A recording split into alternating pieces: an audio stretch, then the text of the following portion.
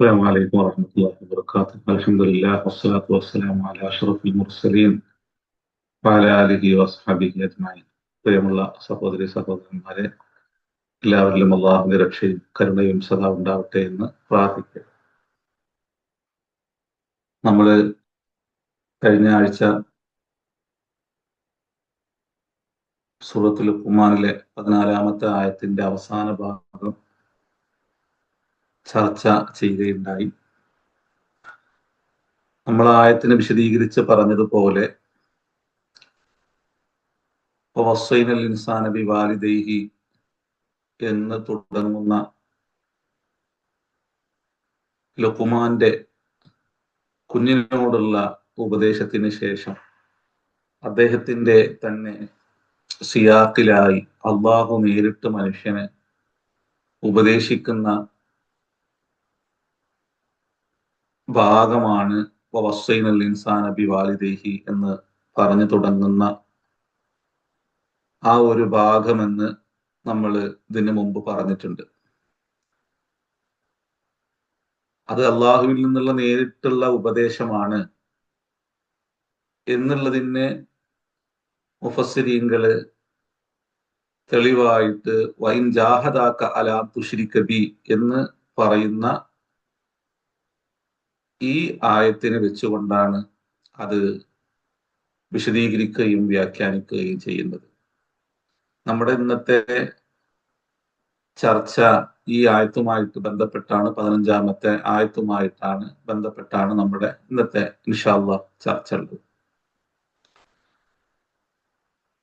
വഇൻ ജാഹദാക അലാ അൻ തുശ്രിക ബി മാ ലൈസ ലക ബിഹി ഇൽമുൻ ഫലാ തുതിഉഹുമാ വസ്വാഹിബുഹുമാ ഫിദ്ദുനിയാ മഅറൂഫ വത്തബിഅ സബീല മൻ അനാബ ഇലയ്യ സുമ്മ ഇലയ്യ മർജിഉക്കും ഫഉനബ്ബിഉക്കും ബിമാ കുൻതും തഅമലൂൻ. വഇൻ ജാഹദാക, നിന്നോടവര് ഇരുവരും, ഉപ്പയും ഉമ്മയും അല്ലെങ്കിൽ അച്ഛനും അമ്മയും നിന്നോട് അവരുടെ എല്ലാ കഴിവും ഉപയോഗിച്ച് അവർ തർക്കിച്ചാൽ,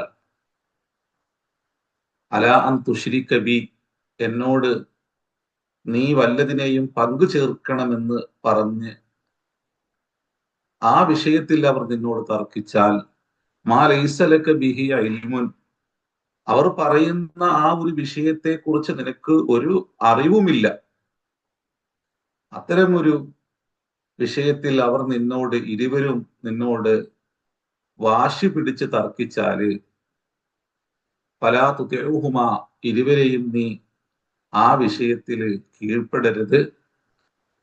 വസ്വാഹിബുഹുമാ ഫിദ്ദുനിയാ മഅറൂഫ, എന്നാൽ അതോടൊപ്പം തന്നെ നീ അവരോട് എല്ലാ നന്മയിലും ഏറ്റവും നന്നായി ഇഴകിച്ചേർന്ന് നീ വർത്തിക്കണം. വത്തബിഅ സബീല മൻ അനാബ ഇലയ്യ, നീ എന്ത് ചെയ്യണം? എന്നിലേക്ക് പാപമോചനം തേടി മടങ്ങുന്ന ആളുകളോടൊപ്പം നീ ചേരുകയും വേണം, അവരെ പിൻപറ്റുകയും വേണം. സുമ്മ ഇലയ്യ മർജിഉക്കും, കാരണം ജീവിത വിഷയം ഗൗരവമുള്ളതാണ്.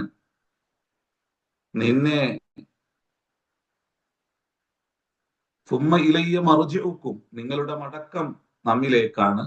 ഫഉനബ്ബിഉക്കും, നാം നിങ്ങളെ ബോധ്യപ്പെടുത്തും. ബിമാ കുൻതും തഅമലൂൻ, നിങ്ങൾ പ്രവർത്തിച്ചു കൊണ്ടിരിക്കുന്നതിനെ കുറിച്ച്.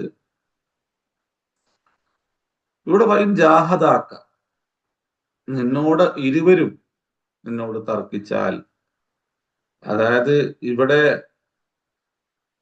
രണ്ടു പേരിൽ നിന്നും ഒരേ സമയം ഒരു വിഷയത്തെ കുറിച്ചുള്ള ഗൗരവമുള്ള ഇടപെടൽ നടക്കുന്നുണ്ട്.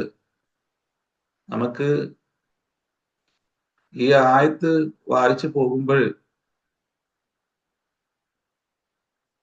പ്രപഞ്ചനാഥനായ ജഗദീശ്വരന് കീഴ്പ്പെട്ട്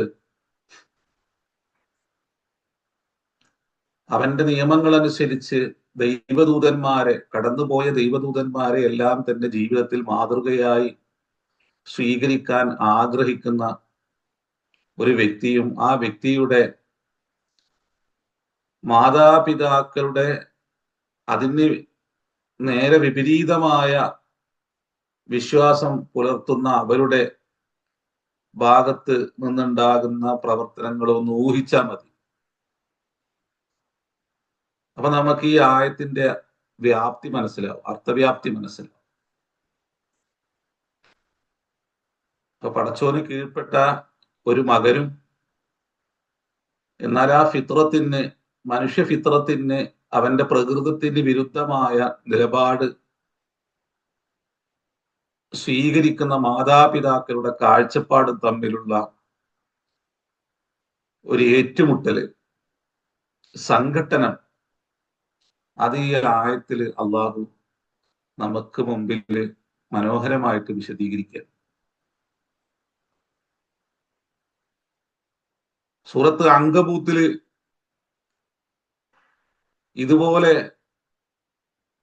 മറ്റൊരു രൂപത്തില് ഈ വിഷയം അള്ളാഹു പരാമർശിക്കുന്നുണ്ട്.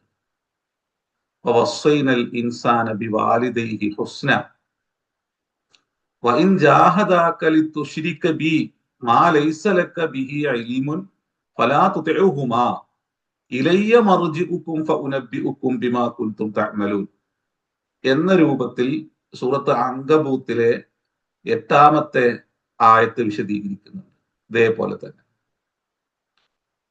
ഇവിടെ നമ്മൾ കഴിഞ്ഞ ആഴ്ചയിൽ പറഞ്ഞതുപോലെ മാതാപിതാക്കളുമായി ബന്ധപ്പെട്ട് പറയുന്ന 5 ആയത്തുകളിൽ ഇഹ്സാൻ എന്ന് പറയുകയും ഒരു ആയത്തിൽ ഹുസ്നൻ എന്ന് പറയുകയും, എന്നാൽ സൂറത്ത് ലുഖ്മാനിലെ ഈ ആയത്തിൽ ഇഹ്സാൻ എന്നോ ഹുസ്നൻ എന്നോ പറയാതെ ശുക്റുമായി ബന്ധപ്പെട്ട് ആ വിഷയത്തെ അള്ളാഹു ബന്ധിപ്പിക്കുകയും ചെയ്യുന്നു.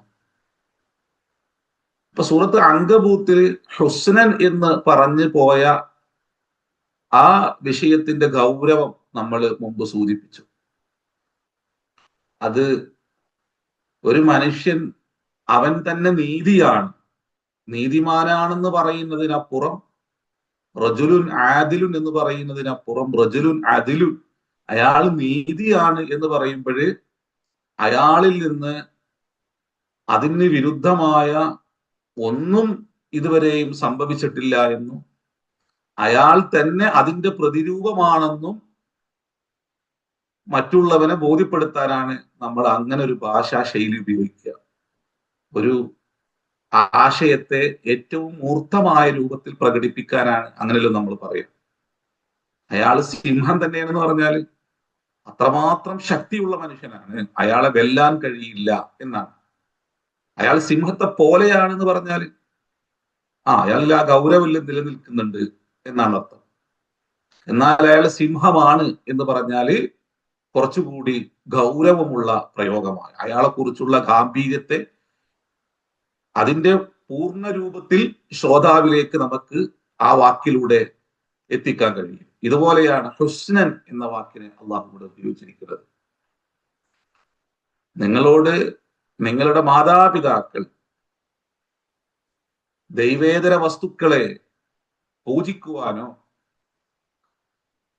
നിന്റെ പ്രകൃതത്തിന് വിരുദ്ധമായ അത്തരത്തിലുള്ള ചിന്തയിലേക്ക് നിന്നെ ക്ഷണിക്കുകയോ ചെയ്താൽ അവരെ നീ ആ വിഷയത്തിൽ മാത്രം കീഴ്പ്പെടരുത്. അവരോട് നീ എല്ലാ അർത്ഥത്തിലും ഭൗതിക ലോകത്ത് ഏറ്റവും നന്മ നിറഞ്ഞ ഇടപെടൽ നടത്തണം. നമുക്കിത് അത്ര വലിയൊരു സംഭവമായിട്ട് നമുക്ക് തോന്നൂല. കാരണം നമ്മള് പടച്ചോനെ കീഴ്പ്പെട്ട് ജീവിക്കുന്ന മാതാപിതാക്കളുടെ മക്കളായി ജനിക്കാൻ അള്ളാഹുവിന്റെ മഹാസൗഭാഗ്യം ലഭിച്ച മനുഷ്യരായതുകൊണ്ട് ഈ ആയത്തിനെ നമ്മുടെ ജീവിത പരിസരങ്ങളിൽ അതിന്റെ ഗൗരവത്തോടു കൂടി മനസ്സിലാക്കാനോ ഉൾക്കൊള്ളാനോ നമുക്ക് കഴിയില്ല. കാരണം നമ്മൾ വളരെ സ്വസ്ഥമായ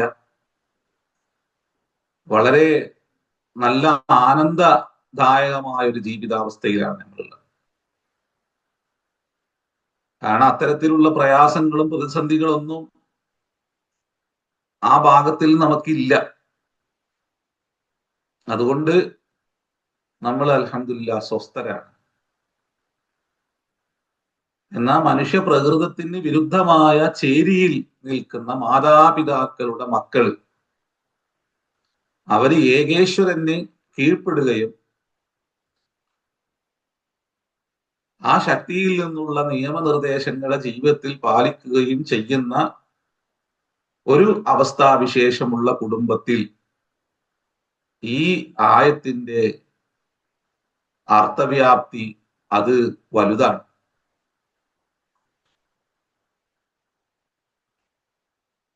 പൊതുവെ അത്തരം ആളുകള് മാതാപിതാക്കളെ വിട്ട് ചോടിപ്പോകുന്ന വളരെ ദുരന്തപൂർണമായ കാഴ്ച നമ്മൾ അറിയാറുണ്ട്.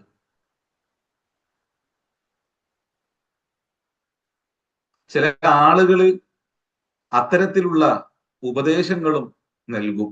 എന്നാൽ പടച്ചോന്, പ്രപഞ്ചനാഥന് ആ വ്യക്തിയോട് പടച്ചോന് കീഴ്പ്പെടുന്നത്, അവനെ സൃഷ്ടിച്ച സ്രഷ്ടാവിനെ അനുസരിച്ച് ജീവിക്കുന്നത് ഒളിച്ചോടാനല്ല എന്നും, മറിച്ച് അവന്റെ അച്ഛനോടും അവന്റെ അമ്മയോടും ഉപ്പയോടും ഉമ്മയോടും ഏറെ കാരുണ്യപൂർവം വർത്തിക്കുവാനുമാണ് എന്ന് അള്ളാഹു ബോധ്യപ്പെടുത്തുക. മനുഷ്യന്റെ പിറവിക്ക് കാരണക്കാരായ മാതാപിതാക്കളെ അള്ളാഹു ഇവിടെ ആദരിക്കുന്നുണ്ട്.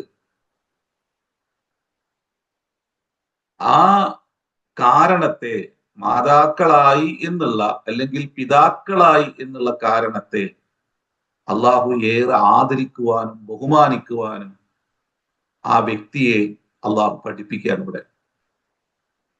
പടച്ചോന് കീഴ്പ്പെടുന്നത്, പ്രപഞ്ച സ്രഷ്ടാവിന് കീഴ്പ്പെടുന്നത് ബന്ധങ്ങളെ വിച്ഛേദിക്കുവാനല്ല, ബന്ധങ്ങളെ ഊഷ്മളമാക്കുവാൻ ഊട്ടിയുറപ്പിക്കുവാനുമാണ് എന്ന് അള്ളാഹു പഠിപ്പിക്കുക. ഏറെ പ്രതിസന്ധി നിറഞ്ഞ ജീവിത ഘട്ടത്തിൽ പോലും ഇവിടെ നമ്മൾ ഈ ഒരു ആയത്തിന് മുമ്പിൽ വെച്ച് അത്തരത്തിലുള്ള ഒരു ജീവിതാന്തരീക്ഷം നേരിടുന്ന ഒരു വ്യക്തിയിലേക്ക് നോക്കിയാൽ മതി. അപ്പൊ അങ്ങനെ പ്രതിസന്ധികൾ ചുറ്റും നിറഞ്ഞു നിൽക്കുമ്പോഴും ഒരു കാരണവശാലും മാതാപിതാക്കളോട് മോശമായി വർത്തിക്കുവാനോ അവരോട് തെറ്റായ രൂപത്തിൽ സംസാരിക്കുവാനോ അവരിൽ നിന്ന് ഓടിയൊളിക്കുവാനോ പ്രപഞ്ചനാഥൻ ഒരു കാരണവശാലും മനുഷ്യനെ സമ്മതിക്കുന്നില്ല. അവരോട് നന്മയുടെ മൂർത്തഭാവമായി, നന്മയുടെ പ്രതിരൂപമായി നിന്നുകൊണ്ട് അവരോട് ചേർന്ന് നിൽക്കാൻ അള്ളാഹുവോട് ആവശ്യപ്പെടുക. ജാഹദ എന്ന വാക്കിനെ പല രൂപത്തിൽ മനുഷ്യ കുടുംബം ദുർവ്യാഖ്യാനം ചെയ്യുന്ന ഒരു പുതിയ ലോകത്താണ് നമ്മളുള്ളത്.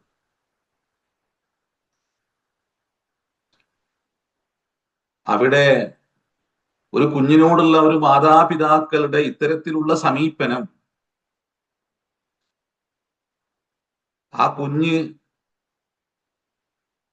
ഞങ്ങൾ ഉദ്ദേശിക്കുന്നത് പോലെ ഞങ്ങൾക്ക് അനുകൂലമായി തീരണം, അവരുടെ ഒരു തെറ്റായ ധാരണ കൊണ്ട് അത്തരത്തിലുള്ള പ്രവർത്തികൾ അത് ജീവിതത്തിന്റെ ഏതോ മഹത്തരമായ കർമ്മമാണ് എന്ന് അവർ തെറ്റിദ്ധരിക്കുന്നു. അതിലേക്കുള്ള ഒരു മാതാപിതാക്കളുടെ മനസ്സ് നിറഞ്ഞ ഒരു പ്രവർത്തനം ആ കുഞ്ഞിനെ വശീകരിക്കാനുള്ള, അല്ലെങ്കിൽ ആ കുഞ്ഞിനെ അതിലേക്ക് എത്തിക്കാനുള്ള ഇരുവരിൽ നിന്നുള്ള വളരെ ജാഗ്രതയുള്ള ഒരു സമീപനം അവിടെ നടക്കുന്നുണ്ട്. ഇതേ വാക്കിനെ നബി സല്ലല്ലാഹു അലൈഹി വസല്ലം തങ്ങൾ സ്വഹാബിയുടെ വിഷയത്തിൽ ഉപയോഗിക്കുന്നുണ്ട്.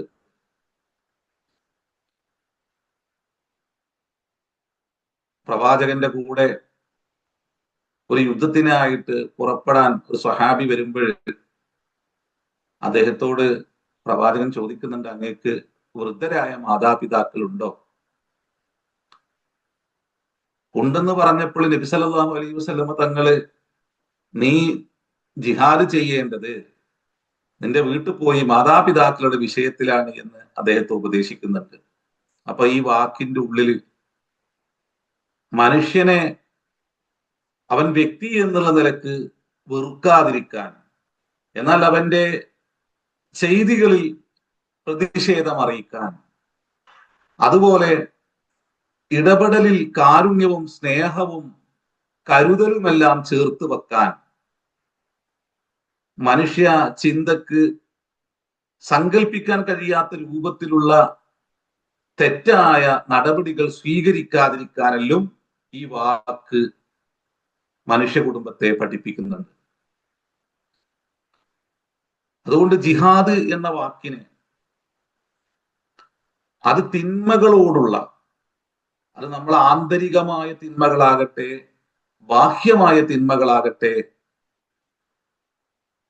അതിനോടുള്ള നിരന്തരമുള്ള പോരാട്ടമായി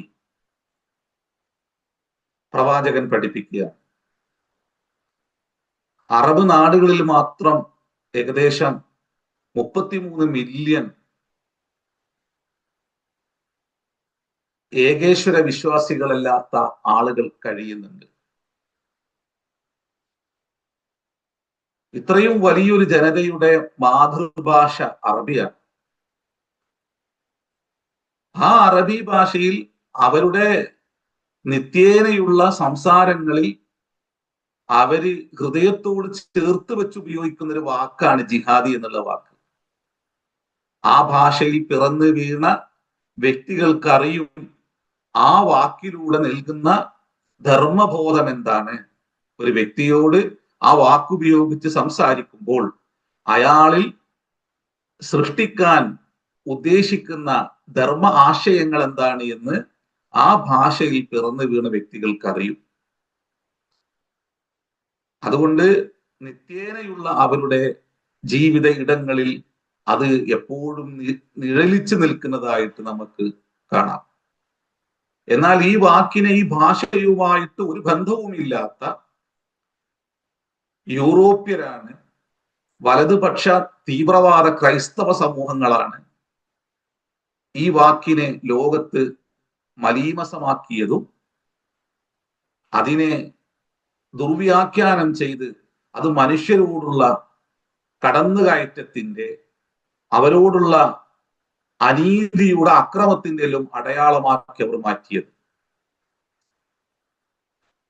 അവരുടെ വിശ്വാസം പേറുന്ന 33 മില്യൺ സമൂഹം ഇപ്പുറത്തുണ്ട്. അവരുടെ ജീവിതത്തിൽ ഏറ്റവും വിശുദ്ധവും അതുപോലെ തന്നെ ആശയ സമ്പുഷ്ടവും ധർമ്മവും നീതിയും സത്യവുമെല്ലാം ചേർന്ന ഉപദേശ നിർദ്ദേശങ്ങളെ പ്രകടിപ്പിക്കാനുള്ള ഒരു വിശുദ്ധ വാക്കുമാണ് അവരുടെ തന്നെ വിശ്വാസം പേറുന്ന ഇപ്പുറം നിൽക്കുന്ന ഒരു ജനത ആ വാക്ക് ഉപയോഗിക്കുന്നതിലൂടെ അവരുടെ തലമുറക്ക് നൽകുന്നത്.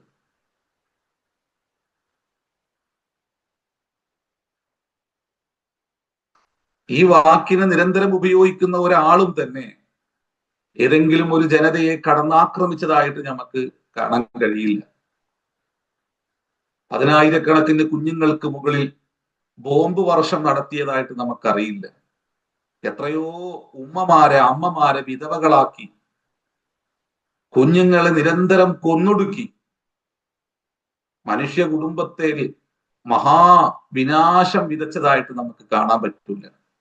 എന്നാൽ ഈ വാക്കുപയോഗിച്ച് കലക്ക് വെള്ളത്തിൽ മീൻ പിടിക്കുന്ന എന്ന് നമ്മൾ ഉപയോഗിക്കുന്നത് പോലെ അക്രമങ്ങളെയും അനീതികളെയും അന്യായങ്ങളെയും ജീവിതത്തിന്റെ മുഖമുദ്രയാക്കിയ ഒരു കൂട്ടം കാട്ടാളന്മാർ ലോകത്ത് ഇന്നും എല്ലാവിധ അഴിഞ്ഞാട്ടങ്ങളും നടത്തിക്കൊണ്ടിരിക്കുന്നുണ്ട്. ഒരു ജനതയുടെ വിഭവങ്ങളെ അവര് നിരന്തരം മോഷ്ടിച്ചു കൊണ്ടുപോകുന്നുണ്ട്. അതിന് വേണ്ടി മാത്രം ഇത്തരത്തിലുള്ള വാക്കുകളെ അവരുടെ ഇടങ്ങളിൽ തെറ്റായി വ്യാഖ്യാനിച്ച് അതിനെ അവർ കൈകാര്യം ചെയ്യുന്നുണ്ട്.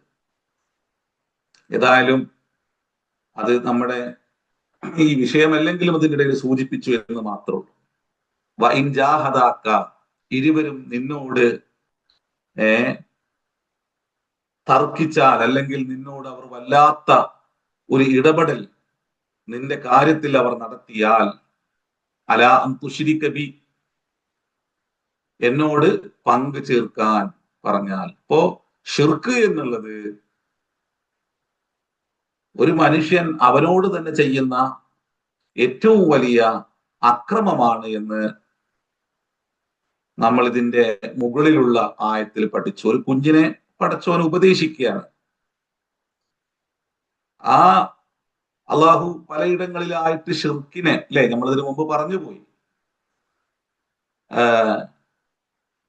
അല്ലദീന ആമനു വലം യൽബിസു ഈമാനഹും ബിളുൽമിൻ ഉലൈക ലഹുമുൽ അംനു വഹും മുഹ്തദൂൻ. അള്ളാഹുവിൽ നിർഭയത്വം പ്രാപിക്കുക, എന്നിട്ട് ആ വിശ്വാസത്തോടൊപ്പം അവര് ഷിർക്കിനെ അണിയാതിരിക്കുക. അങ്ങനെ ചെയ്തു കഴിഞ്ഞാൽ അവർക്ക് നിർഭയത്വമുണ്ട് എന്ന് അള്ളാഹു മനുഷ്യ കുടുംബത്തെ പഠിപ്പിക്കുന്നുണ്ട്. ഇതുപോലെ ലുഖ്മാന് കുഞ്ഞിനോട് പറയുന്ന വിഷയവും ഇത് തന്നെയാണ്. നീ അള്ളാഹുവിനോടൊന്നിനെയും പങ്കു ചേർക്കരുത്.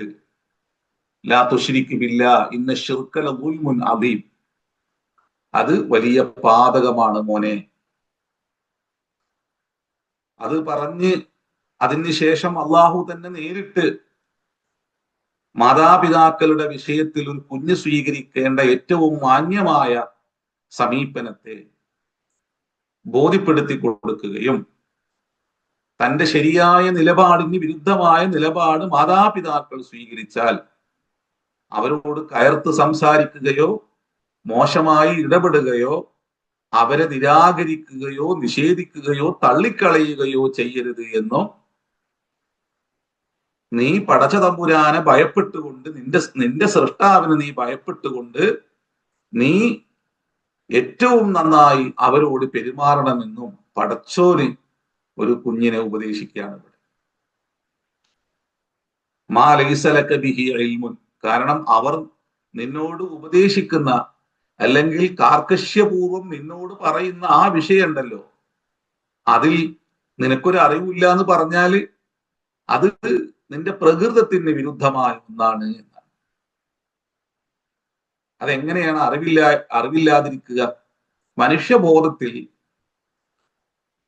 അള്ളാഹു അവനെ ഭൂമിയിലേക്ക് കൊണ്ടുവരുന്നതിന് മുമ്പ് തന്നെ കരാറ് വാങ്ങിയ ഒന്നിനെ കുറിച്ച് വിശുദ്ധ ഖുർആൻ പറയുന്നുണ്ട്.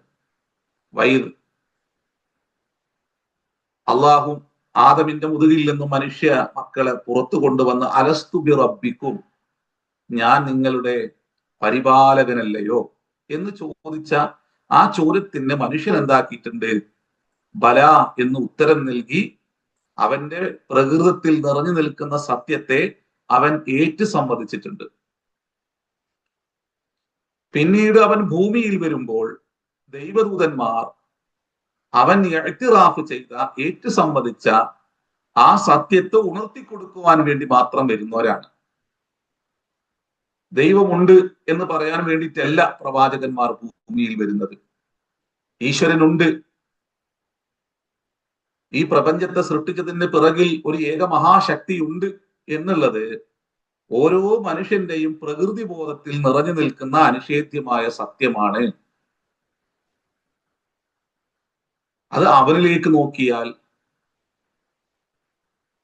ഈ പ്രപഞ്ചത്തിലെ ഓരോന്നിലേക്കും നോക്കിയാൽ ആ സൃഷ്ടാവിന്റെ മഹത്വത്തെ അവന് തിരിച്ചറിയാൻ കഴിയും. അവനെ മറന്നാൽ, അവനെ തന്നെ അവന് തിരിയാതെ പോയി കഴിഞ്ഞാൽ അവൻ ആ ശക്തിയെ നിഷേധിക്കുകയും നിരാകരിക്കുകയും ചെയ്യും. അപ്പോ മനുഷ്യന്റെ തന്നെ ഉള്ളിലുള്ള അനിഷേധ്യമായ സത്യമാണ് ഈശ്വരബോധം എന്നുള്ളത്. ആ സത്യത്തിന്റെ മഹത്വത്തെ തിരിയാതെ പോകുമ്പോഴാണ് മനുഷ്യര് ആ മഹാസൃഷ്ടാവിന് സമന്മാരെ ചാർത്തുന്നത്. അല്ലെങ്കിൽ ആ ശക്തിക്ക് മാത്രം വകവെച്ചു കൊടുക്കുന്ന കൊടുക്കേണ്ട നാമങ്ങളെ, ഗുണങ്ങളെ എല്ലാം തന്നെ അവൻ തന്നെ സ്വയം സൃഷ്ടിക്കുന്ന വസ്തുക്കൾക്ക് ചാർത്തി കൊടുത്ത് അതിൽ നിന്ന് പിന്നീട് എന്തോ ലഭിക്കുമെന്ന ഒരു തെറ്റായ ധാരണയിൽ മനുഷ്യൻ കഴിയുന്നു.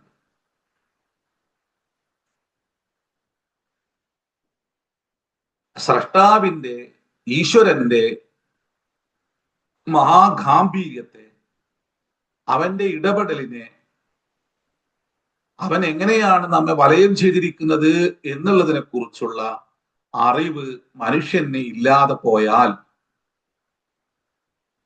അവന്റെ പേര് എന്തോ ആവട്ടെ, അവന്റെ പേര് അബ്ദുള്ള എന്നോ അല്ലെങ്കിൽ ഉമർ എന്നോ രാമൻ എന്നോ ജോർജ് എന്നോ എന്തോ ആവട്ടെ, അവന് ദൈവത്തിന് സമന്മാരെ സൃഷ്ടിക്കും. അതുകൊണ്ട് പ്രവാചകന്മാർ ഫതവക്കലു ഇൻ കുൻതും മുഅ്മിനീൻ, ഫതവക്കലു ഇൻ കുൻതും മുതവക്കിലീൻ എന്നെല്ലാം പറഞ്ഞത് ഈശ്വരനെ നന്നായി ബോധ്യപ്പെട്ട് ജീവിതത്തെ ദൈവത്തിന് സമർപ്പിക്കണം. ദൈവത്തിന്റെ മുമ്പിൽ എല്ലാം നമ്മൾ പൂർണാർത്ഥത്തിൽ ദൈവത്തിന്റെ മുമ്പിൽ നമ്മൾ എല്ലാം സമർപ്പിക്കണം. നമ്മൾ പൂർണ്ണ മുസ്ലിം ആകണം, ദൈവത്തിന് കീഴ്പ്പെട്ടവനാകണം.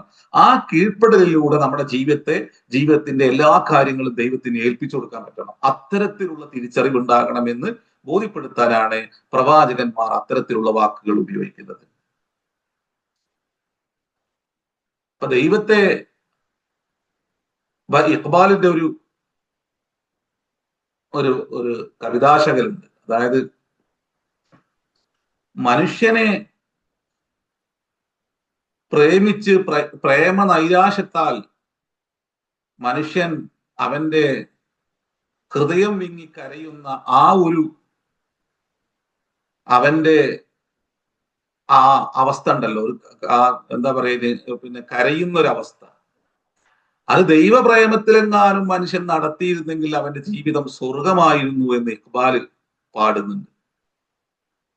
മനുഷ്യനെ ഓർത്ത് കരയുന്ന, മനുഷ്യനോടുള്ള സ്നേഹത്താൽ കരയുന്ന മനുഷ്യൻ, ആ ഒരു കണ്ണുനീർ വാർക്കൽ ദൈവത്തോടുള്ള പ്രേമത്തിലായിരുന്നെങ്കിൽ അവന്റെ ജീവിതം സ്വർഗമായിരുന്നേനെ എന്ന് അദ്ദേഹം പാടുന്നുണ്ട്. നമുക്ക് ദൈവത്തെയാണ് സ്നേഹിക്കാൻ കഴിയാതെ പോകുന്നത്.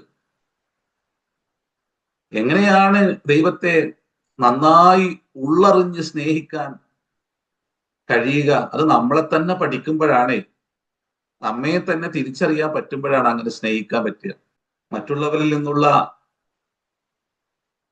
സഹായത്തെ, കൈത്താങ്ങിനെ എല്ലാം തന്നെ നന്നായി തിരിച്ചറിയുന്നിടത്താണ് മനുഷ്യൻ നന്ദിയുള്ളവനാകുക. അതിനെ വിസ്മരിക്കുമ്പോൾ മനുഷ്യൻ നന്ദി കെട്ടവനുമാകും.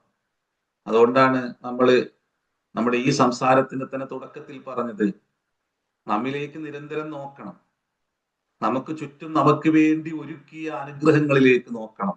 ഇതൊന്നും ഏതെങ്കിലും മനുഷ്യര് വന്നിട്ട് ചെയ്തു തന്നതല്ല. നമ്മൾ എത്ര കാലായി ശ്വസിക്കാൻ തുടങ്ങിയിട്ട്.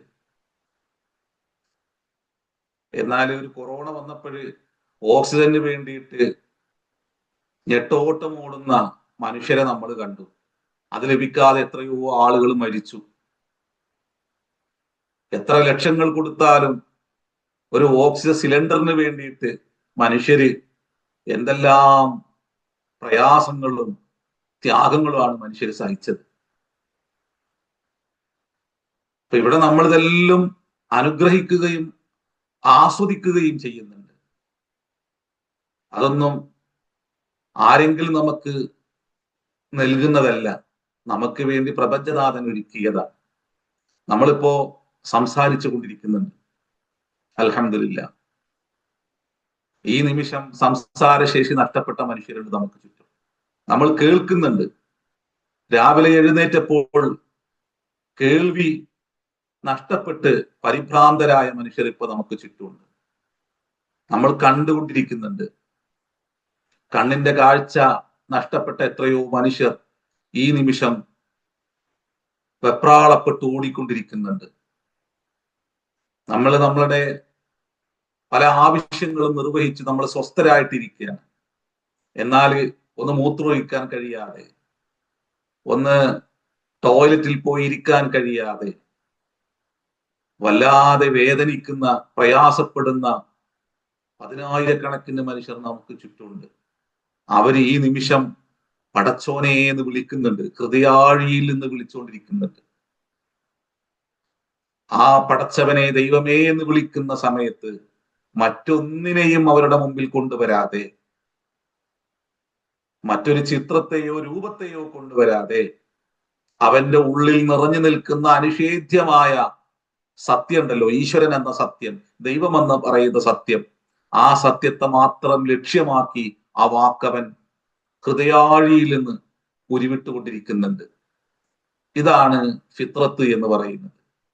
വൈദാ മസ്സൽ ഇൻസാന ദുർറു, മനുഷ്യന് പ്രതിസന്ധി വന്നാൽ, വൈദാ മസ്സൽ ഇൻസാന ദുർറു ദഅാനാ ലിജംബിഹി ഖായിമൻ ഔ ഖാഇദ, അവൻ നിന്നും ഇരുന്നും കിടന്നും അവന്റെ സൃഷ്ടാവായ ഈശ്വരൻ അവൻ വിളിക്കും.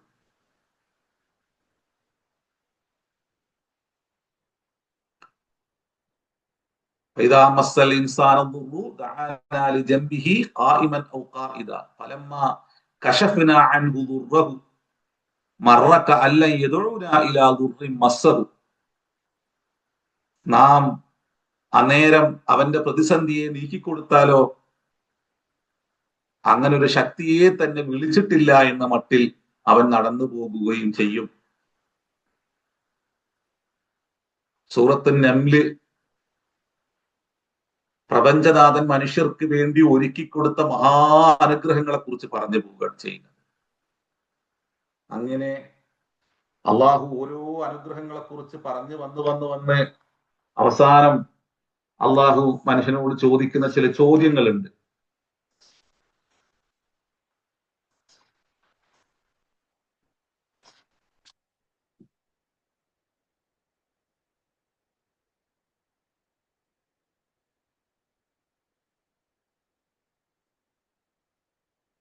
അതിന്റെ തുടക്കത്തിലേക്ക് നിങ്ങൾ നോക്കിയാൽ മതി.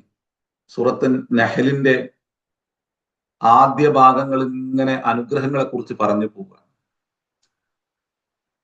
മനുഷ്യന്റെ സൃഷ്ടിപ്പ്, അല്ലെ, ആകാശഭൂമികളുടെ സംവിധാനം, അതിനുശേഷം മനുഷ്യന്റെ സൃഷ്ടിപ്പ്, അല്ലെ, ഖലഖസ് സമാവാതി വൽ അർള ബിൽ ഹഖ് തആല അമ്മാ യുശ്രികൂൻ. പിന്നെ ഖലഖൽ ഇൻസാന മിൻ നുത്ഫത്തിൻ, അവനെ ഒരു നുത്ഫയിൽ നിന്ന് സൃഷ്ടിച്ചു. വൈദാ ഹുവ ഖസീമുൻ മുബീൻ, പിന്നെ അവൻ വലിയ താർക്കികനായി മാറുന്നു. അവനെ തന്നെ തിരിയാതെ പിന്നെ തർക്കിക്കുകയാണ് ദൈവവിഷയത്തില്. പിന്നെ അവന്റെ ചുറ്റും വ്യത്യസ്തങ്ങളായ മൃഗങ്ങളെ, അൽബൽ അൻആമ ഖലഖഹാ ലക്കും ഫീഹാ ദിഫുൻ വമനാഫിഉ വമിൻഹാ തഅകുലൂൻ വലക്കും ഫീഹാ ജമാലുൻ ഹീന തുരീഹൂന വഹീന തസ്റഹൂൻ. പിന്നെ അവന്റെ ജീവിത സന്ധാരണത്തെ കുറിച്ച്, അവന്റെ യാത്രയെ കുറിച്ചെല്ലാം പിന്നീട് പറഞ്ഞു വെക്കുകയാണ്. വതഹ്മിലു അസ്ഖാലക്കും ഇലാ ബലദിൻ ലൻ തകൂനു ബാലിഗീഹി ഇല്ലാ ബിശിഖിൽ അൻഫുസി ഇന്ന റബ്ബക്കും ലറഊഫുർ റഹീം. എന്തെല്ലാം തരത്തിലുള്ള മൃഗങ്ങളെയാണ് അള്ളാഹു നിൽക്കുന്നത്. വൽ ഖൈല വൽ ബിഗാല വൽ ഹമീറ ലിതർകബൂഹാ വസീനതൻ വയഖ്ലുഖു മാ ലാ തഅലമൂൻ. നിങ്ങൾ അറിയാത്ത പലതിനെയും അള്ളാഹു നിങ്ങൾക്ക് വേണ്ടി ഇങ്ങനെ സൃഷ്ടിച്ചിരിക്കുകയാണ്. വഅലല്ലാഹി ഖസ്ദുസ് സബീലി വമിൻഹാ ജാഇറുൻ വലൗ ശാഅ ലഹദാകും അജ്മഈൻ. പിന്നെ അള്ളാഹു പറയാണ് ഹുവല്ലദീ അൻസല മിനസ് സമാഇ മാഅ, അള്ളാഹു നിങ്ങൾക്ക് വാനലോകത്തിൽ നിന്ന് മഴ വർഷിപ്പിക്കുന്നു. മിൻഹു ശറാബുൻ വമിൻഹു ശജറുൻ ഫീഹി തുസീമൂൻ. അങ്ങനെ അതിനാൽ വ്യത്യസ്ത വൃക്ഷലതാദികൾ അള്ളാഹു മുളപ്പിക്കുന്നു, അതിൽ നിങ്ങൾ കുടിക്കുന്നു, ഈ വൃക്ഷങ്ങളെല്ലാം കുടിക്കുന്നു. എന്നിട്ട് യുംബിതുലകും ബിഹി സ്സർഅ വസ്സൈതൂന വന്നഖീല വൽ അഅനാബ് വമിൻ കുല്ലി സമറാത്ത് ഇന്ന ഫീ ദാലിക ലആയത്തൻ ലിഖൗമി യതഫക്കറൂൻ. അതാ ഞാൻ പറഞ്ഞത്, നമ്മിലേക്ക്, പ്രപഞ്ചത്തിലേക്ക് മനുഷ്യൻ നോക്കണം, അഗാധമായി നോക്കാൻ ആവശ്യപ്പെടാണ്, അല്ലേ? ആയത്തല്ലി ഖൗമി യതഫക്കറൂൻ, ഗാഢമായി ചിന്തിക്കുന്ന മനുഷ്യർക്ക് ഇതിൽ ദൃഷ്ടാന്തമുണ്ട്. തന്നെയല്ല വസഖറ ശംസ വൽ ഖമർ, വസഖറ ലൈല വന്നഹാർ വശംസ വൽ ഖമർ. അള്ളാഹു രാവിനെയും പകലിനെയും നിങ്ങൾക്ക് കീഴ്പ്പെടുത്തി, സൂര്യനെയും ചന്ദ്രനെയും അള്ളാഹു കീഴ്പ്പെടുത്തി. നമ്മളതിനെല്ലാം മുമ്പ് വിശദീകരിച്ച് പോയിട്ടുണ്ട് കേട്ടോ. വന്നുജൂമു മുസഖറാത്തും ബി അംരി, എല്ലാ നക്ഷത്രങ്ങളും അതിനെ നിർണയിച്ച ഭ്രമണപഥങ്ങളിലൂടെ ചലിക്കുന്നുണ്ട്. അള്ളാഹു അതിന് കൊടുത്ത നിർദ്ദേശം അനുസരിച്ച് അത് പിഴക്കാതെ ചലിച്ചുകൊണ്ടിരിക്കുന്നുണ്ട്. ഇന്ന ഫീ ദാലിക ലആയാത്തിൽ ലിഖൗമിയത്തിലും, അഗാധമായി ചിന്തിക്കുന്ന മനുഷ്യർക്ക് ഇതിൽ ധാരാളം ദൃഷ്ടാന്തങ്ങളുണ്ട്. വമാ ദറഅ ലക്കും ഫിൽ അർളി മുഖ്തലിഫൻ അൽവാനുഹു, വ്യത്യസ്ത നിറവർണ്ണങ്ങളിൽ അള്ളാഹു സൃഷ്ടിച്ച ഓരോന്നിലും ലആയത്തൻ ലിഖൗമി യദ്ദക്കറൂൻ, നിരന്തരം ആലോചിക്കുന്ന മനുഷ്യർക്ക് ദൃഷ്ടാന്തം. പിന്നെ പറയാ വഹുവല്ലദീ സഖറൽ ബഹറ ലിതഅകുലൂ മിൻഹു ലഹ്മൻ ത്വരിയ്യ, നല്ല മാംസങ്ങളെ നിങ്ങൾക്ക് ഭക്ഷിക്കാൻ അള്ളാഹു സമുദ്രത്തെ നിങ്ങൾക്ക് കീഴ്പ്പെടുത്തി. അതുപോലെ തന്നെ വതസ്തഖ്രിജൂ മിൻഹു ഹില്യതൻ തൽബസൂനഹ, നിങ്ങൾ ധരിക്കുന്ന പവിഴങ്ങളെ, പവിഴമണികളെ അതിൽ നിന്ന് പുറത്തു കൊണ്ടുവരാനുള്ള അവസരം അള്ളാഹു അതിലൂടെ നിങ്ങൾക്ക് നൽകി. അതുപോലെ തന്നെ നിങ്ങൾ കപ്പലുകളെ അതിൽ നീങ്ങിപ്പോകുന്നത് നിങ്ങൾ കാണുന്നില്ലേ? അള്ളാഹിന്റെ ഫദ്ലിനെ കണ്ടെത്തുവാൻ, ലഅല്ലക്കും തഷ്കുറൂൻ, ഇതെല്ലാം നിങ്ങൾക്ക് നൽകി എന്തിനാണെന്നറിയോ? നിങ്ങൾ നന്ദി കാണിക്കാൻ വേണ്ടിയിട്ടാണ്. സൂറത്തുൽ നഹ്ല് ഇതുപോലെ അനുഗ്രഹങ്ങളെ കുറിച്ച് മാത്രം പറഞ്ഞു പോവുക. എന്നിട്ട് അള്ളാഹു പറയാണ്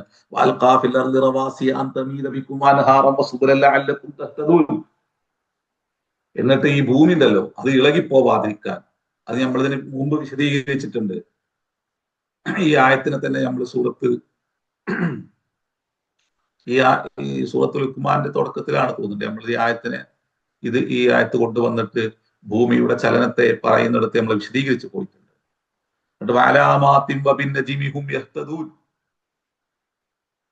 അവർ സമുദ്രത്തിൽ അകപ്പെട്ടാൽ നക്ഷത്രങ്ങൾ നോക്കി അവർ വഴി കണ്ടെത്തുന്നു. എന്നിട്ട് അള്ളാഹു ചോദിക്കുകയാണ്,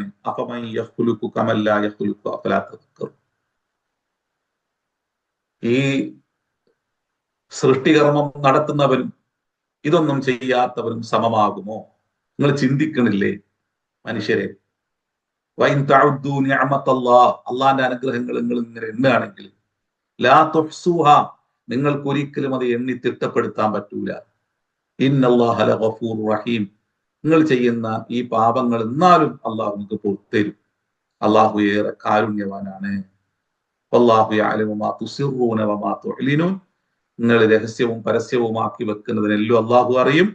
വല്ലദീന യദ്ഉന മിൻ ദൂനില്ലാഹ്, പടച്ചോനെ കൂടാതെ ഇതെല്ലാം നിങ്ങൾ അറിഞ്ഞിട്ടും അള്ളാഹിന്റെ അളമത്തിന് നിങ്ങൾ ബോധ്യപ്പെടാതെ, അള്ളാഹുവിന്റെ മഹത്വത്തെ നിങ്ങൾ തിരിയാതെ, പിന്നെ നിങ്ങൾ ഉണ്ടാക്കി നിങ്ങൾ ചില നാമങ്ങൾ ചാർത്തി കൊടുത്ത് നിങ്ങൾ ദൈവമായി കണ്ട്, അല്ലെങ്കിൽ അതിൽ നിന്ന് എന്തോ കിട്ടും, അല്ലെങ്കിൽ അതിലൂടെ ദൈവത്തെ നമുക്ക് നന്നായി ആസ്വദിക്കാം എന്നുള്ള എല്ലാം ബോധത്തിൽ നിങ്ങൾ ചെയ്യുന്ന ആ സംഗതി ഉണ്ടല്ലോ, അതൊന്നും തന്നെ ഒന്നും സൃഷ്ടിക്കുന്നില്ല. അതെല്ലാം സൃഷ്ടിക്കപ്പെട്ടതാണല്ലോ. അംവാത്തുൻ ഗൈറു അഹ്യാഇൻ, ജീവനില്ലാത്ത നിർജീവ വസ്തുക്കളാണ് അതെല്ലാം തന്നെ. എന്നാണ് അന്ത്യനാളെന്നും അതിനൊന്നും അറിയില്ല.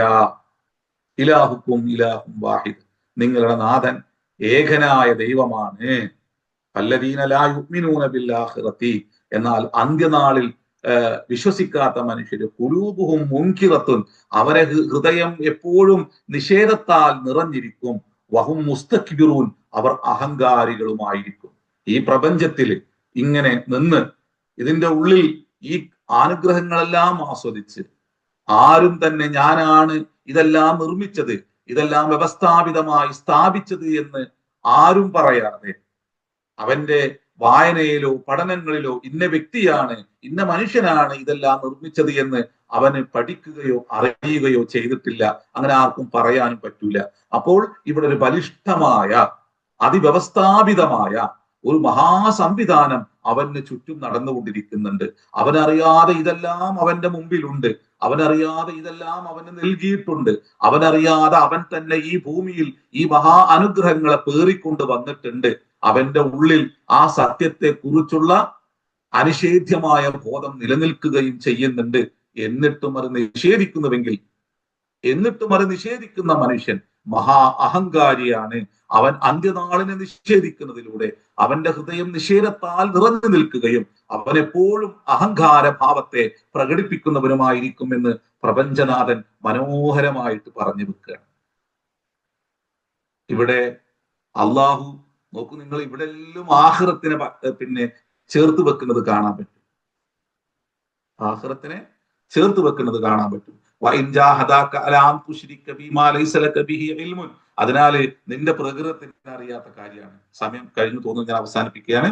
നിന്റെ പ്രകൃതത്തിന് അറിയാത്ത കാര്യമാണ്. അതിൽ മാത്രം നീ അവരെ വഴിപ്പെടരുത്.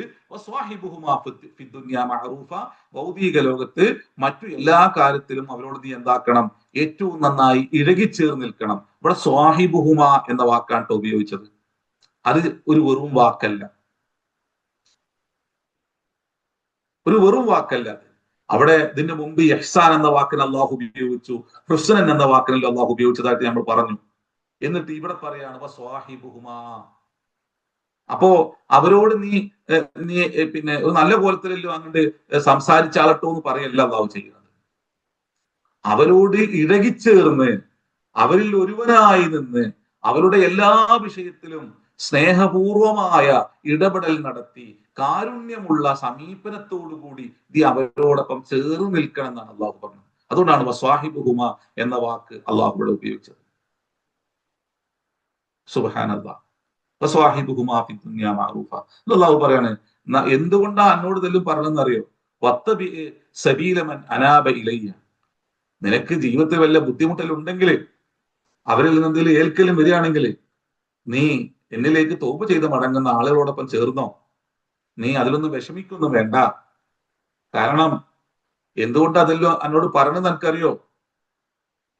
അവരെല്ലാവരെയും എന്നിലേക്ക് മടക്കും. എന്നിട്ട് അവരുടെ പ്രവർത്തനങ്ങളെ കുറിച്ചെല്ലാം നാം അവർക്ക് അറിവ് നൽകും. അവർ പ്രവർത്തിച്ച ഓരോന്നിനെ കുറിച്ചുമുള്ള കണക്കുകൾ, റെക്കോർഡുകൾ, അവരുടെ കർമ്മപുസ്തകങ്ങൾ നാം അവർക്ക് നൽകും. അതിനാൽ ആ ലോകത്തെ നീ ഭയപ്പെട്ടോ എന്ന് ഒരു കുഞ്ഞിനെ അള്ളാഹു ഉപദേശിക്കുകയാണ്. ഇതിൽ നിന്നെല്ലാം കുറെ പാഠങ്ങള് ഒരു കുഞ്ഞിനെ അള്ളാഹു ഉപദേശിക്കുമ്പോഴേ അത് കേൾക്കുന്ന മാതാപിതാക്കള് ഉൾക്കൊള്ളേണ്ടതുണ്ട്. നമ്മൾ ഇതിനു മുമ്പ് പറഞ്ഞിട്ടുണ്ട്, ഒരു ഉമ്മയുടെ ഒരു ഉപ്പയുടെ ഭൗതിക ലോകത്തെ ജീവിതം സ്വസ്ഥമായി മാറാൻ, അവർക്ക് അവരുടെ ജീവിതാന്ത്യം വരെ കുഞ്ഞുങ്ങളുടെ മക്കളുടെ സ്നേഹവും കരുതലും ലഭിക്കാൻ ചെറുപ്രായത്തിലേ പ്രപഞ്ചനാഥനെ കുറിച്ചുള്ള നല്ല ബോധം കുട്ടികൾക്ക് ഉണ്ടാക്കി കൊടുക്കണം. ഈശ്വരന് കീഴ്പ്പെട്ട് ജീവിക്കേണ്ടതിന്റെ അനിവാര്യതയെ മക്കൾക്ക് പറഞ്ഞു കൊടുക്കണം.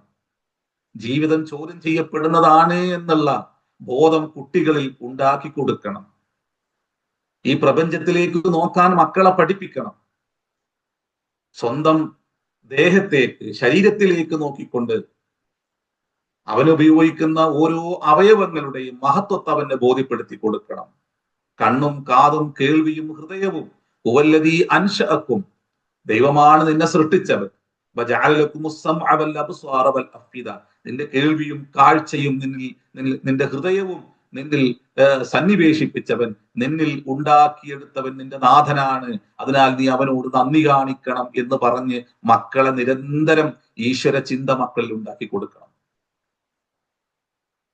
നിന്നോടുള്ള കടപ്പാടുണ്ട്, നിന്റെ അമ്മയോടുള്ള കടപ്പാടുണ്ട്, നിന്റെ അച്ഛനോട് നിനക്ക് കടപ്പാടുണ്ട്.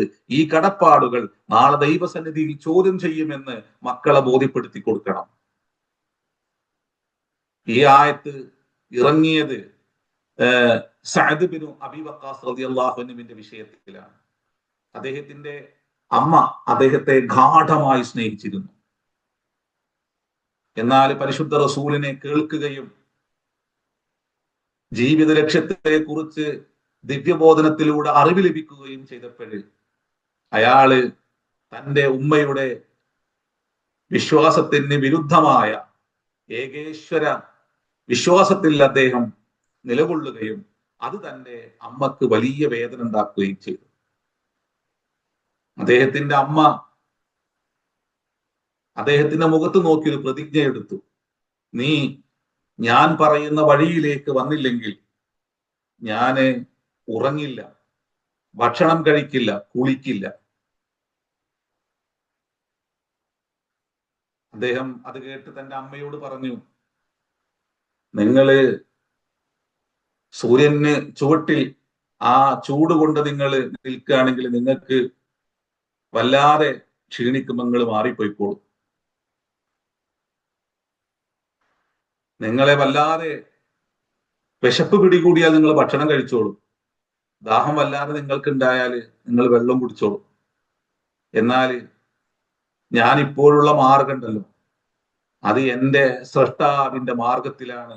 എന്നെ പടച്ച, എന്നെ പരിപാലിച്ചു കൊണ്ടിരിക്കുന്ന ഏകേശ്വരന്റെ കൽപ്പന മൂലം ഞാൻ ജീവിക്കുന്ന വ്യക്തിയാണ്. അതിനാല് അത്തരത്തിലുള്ള കാര്യങ്ങളൊന്നും എന്റെ അമ്മ എന്നോട് പറഞ്ഞിട്ട്, എന്റെ ഉമ്മ എന്നോട് പറഞ്ഞിട്ട് എന്നെന്താക്കരുത്, എന്നെ മാറ്റാൻ ശ്രമിക്കരുത് എന്ന് പറയുകയും അവസാനം അദ്ദേഹത്തിന്റെ ആ കണിശമായ തീരുമാനത്തിൽ തന്നെ അദ്ദേഹം നിലകൊള്ളുകയും തന്റെ ഉമ്മ പിന്നീട് അൽഹംദുലില്ലാ മറ്റൊരവസ്ഥയിലേക്ക് മാറുകയും ചെയ്തു.